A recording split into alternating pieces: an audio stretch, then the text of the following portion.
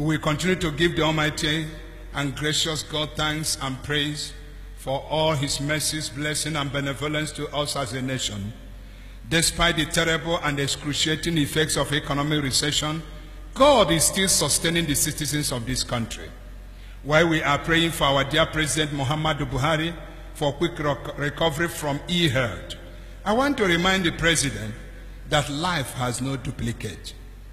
There is no doubting the fact that the enormity of governance will surely be aggravating his state of fragile health condition. Is it not better for the President to travel the route of honor and safety by resigning as President in order to save both himself and the nation at large? To my mind, Mr. President, you have had your fair share of leadership in this country since 1983. At 73, the President can function more efficiently as an elder statesman. After all, Emmanuel Macron, who was only 6 years only when you were military head of state in 1983, is now the President of France. Are we not confused in our own country?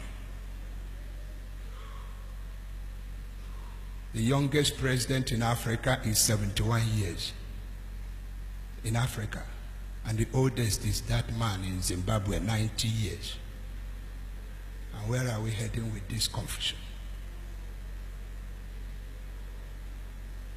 On the security in our nation, let me also join others to commend the President on the release of another batch of abducted Chibok girls.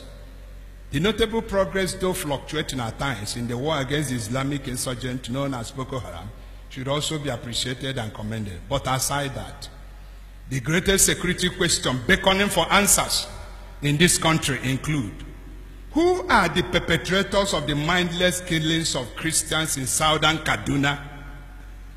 How many of them have been arrested, prosecuted, and sentenced accordingly?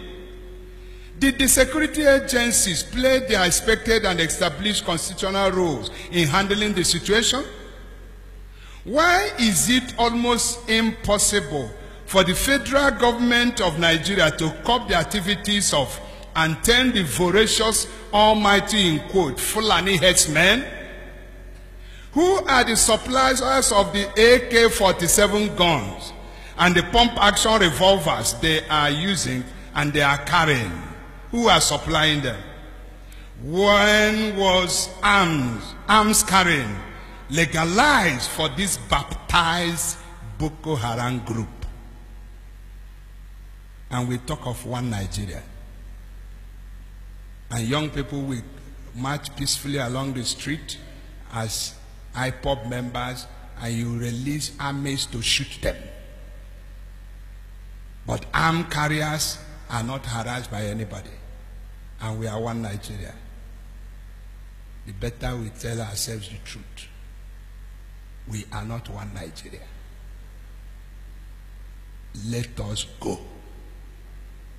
That is me. What did I say? Let us go.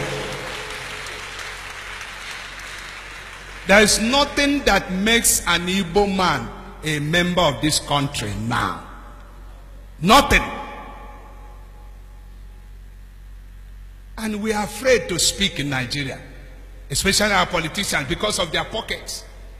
The governors of the Southeast are throwing their eyes in the bush, and things are getting wrong because they want to secure their position, and nobody is talking.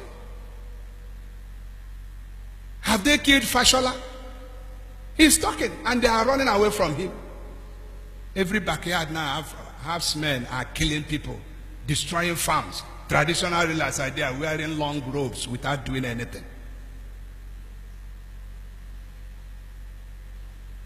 Go to the north, you will travel 3-4 hours. You can't see one recruit policeman on the road. Go from Azibo to Amit, you may meet up to 5 police checkpoints, extorting money from Igbo people. And the senators are there talking nonsense. Let us go. Write it, pressmen, Bishop Ikako said, let us go. Let us go. Enough is enough. The only thing I'm quarreling with is the system adopted by IPOP people. Let us polish it and not be confrontational. Man, Ayanana. You can only stop Biafra, but you cannot close the chapter. One day Biafra will go.